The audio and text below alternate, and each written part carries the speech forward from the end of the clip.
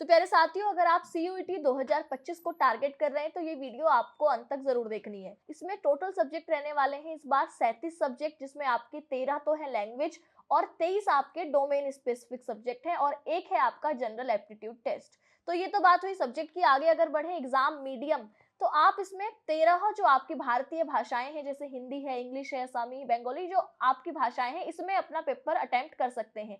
यानी अगर आप हिंदी मीडियम के स्टूडेंट है तो आप हिंदी में अटेम्प्ट करेंगे तो पूरे पेपर के क्वेश्चन आपको हिंदी में देखने को मिलेंगे। अगर आप इंग्लिश मीडियम के तो इंग्लिश, ऐसे ही अन्य भाषाओं के विकल्प भी आपके पास रहेंगे। अब हम बात करते हैं लैंग्वेज सब्जेक्ट टेस्ट की, कि आपका जो लैंग्वेज है आपकी वो कैसी पूछी जाएंगी। तो उसमें आपके रीडिंग कॉम्प्रिहेंशन पूछे जाएंगे।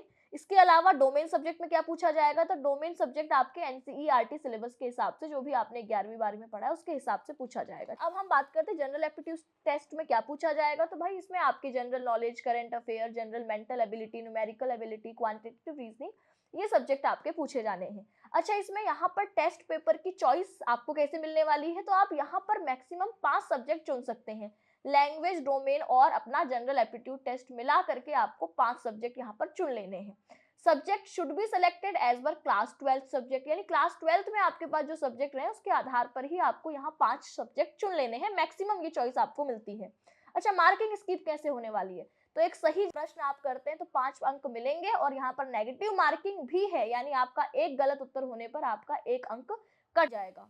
ठीक है, अब यहाँ पर देखिए मोड ऑफ एग्जाम क्या रहने वाला है, तो कंप्यूटर बेस्ड टेस्ट रहेगा। टोटल क्वेश्चन कितने रहेंगे, तो यहाँ पर टोटल 50 क्वेश्चन है और सभी कंपलसरी हैं। देखिए ध्यान से लेके, ऑल कंपलसरी, मतलब सब करके आने हैं आपको। ड्यूरेशन कितना है, तो आपको यहाँ पर हर पेपर, अगर आपने 5 सब्जेक्ट मिले तो हर सब्जेक्ट के हिसाब से आपको 60 मिनट दिए जाएंगे।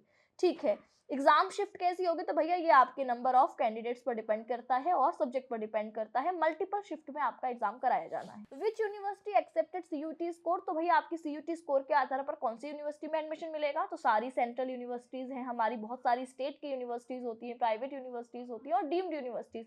इन सभी यूनिवर्सिटी में एडमिशन आपको केवल आपके सीयूटी स्कोर के आधार पर ही दिया जाएगा। तो अब यहाँ पर और आपसे क्या कहा गया है कि अगर आपने जो आपकी एग्जाम लैंग्वेज है एक बार चुन ली कि भैया हमें इंग्लिश में देना है, तो फिर वो चेंज नहीं होगी जब आपने फॉर्म सबमिट कर दिया है। तो इसलिए ध्यान से अपनी परीक्षा का मीडियम आपको चुनना है। और कोई सीयूटी एग्जाम 2025 के रिगार्डिंग आपका डाउट हो तो आप कमेंट सेक्शन में पूछ सकते हैं। इसके अलावा प्रवेश 2.0 बैच आपका शुरू होने जा रहा है 17 मार्च से, जिसके रजिस्ट्रेशन 5 मार्च से शुरू हो चुके हैं। तो जल्दी प्रवेश 2.0 में अपना एडमिशन पक्का करें।